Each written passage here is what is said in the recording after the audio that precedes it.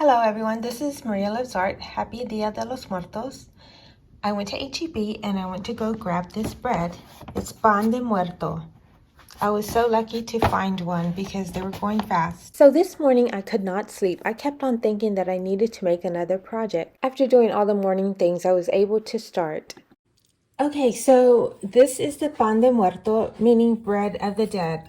I am going to just fix it up a little bit for myself. I'm going to cut it because I want to add some cajeta to it.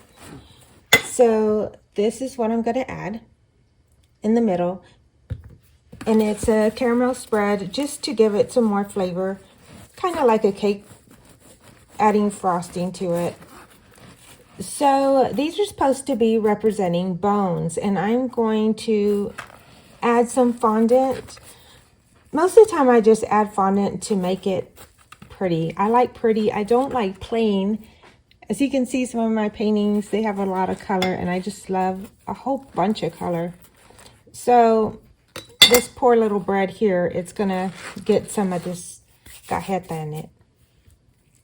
I can smell it. It smells so delicious. The bread itself, actually, it smells sweet. But this cajeta here is just so that way it can have some flavor. Actually, when I was with my husband one day, we were eating a concha, and he mentioned that it didn't have any filling to it or anything, and it was just a lot of bread. And I was like, yeah, that's right. So I was just thinking to myself, well, maybe I can make something like bread or something and add filling. So I didn't make this bread, but I am adding some of this cajeta so that way it will not just be so dry. So that is all I'm going to do to this bread. I'm going to wash my hands so that way I can get started with the fondant. Okay, so now I am rolling out this fondant here. I need to make 4 bones, and I do have this bone shape here that I've used to make dog treats in the past. So you could add confectioner sugar if you would like to the bottom so it won't stick, and some vanilla extract just to give the fondant some flavor. I usually just like it for decoration. I really don't eat the fondant, but it's fun to play with, kind of like Play-Doh. So I'm going to go ahead and make 2 more. Okay, so now I have to make the 2 more. Here's 2 here. I needed 4. So let me go ahead and do those. And we are going to just put these aside and wait until I'm ready to put everything together on the cake. Okay, so now I'm going to make a marigold. I added some yellow food color to it. So the top of the Pan De Muerto is supposed to represent a grave. So on top of the grave or around the grave, we like to put flowers. So a marigold is a symbol that will attract the soul of the dead to the ofrenda because of its color and fragrance. I went ahead and wrote out the yellow fondant, and I'm going to use this cutter. It's a medium-sized cutter, and I'm going to cut out several of these circles. They will be used to form the marigold.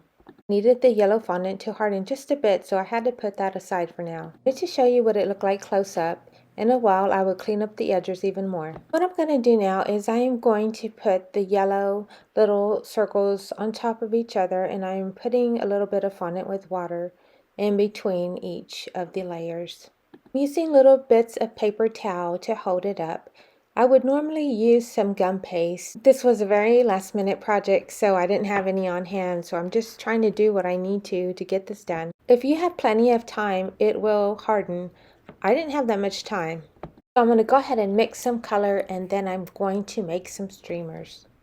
I didn't grow up celebrating Dia De Los Muertos. I just heard what it was when I was younger. It seems like nowadays there's more shows about it, so it's very popular. I'm going to be doing the same steps with this blue fondant. So I'm applying a tiny bit of fondant with water so it can stick to the bread.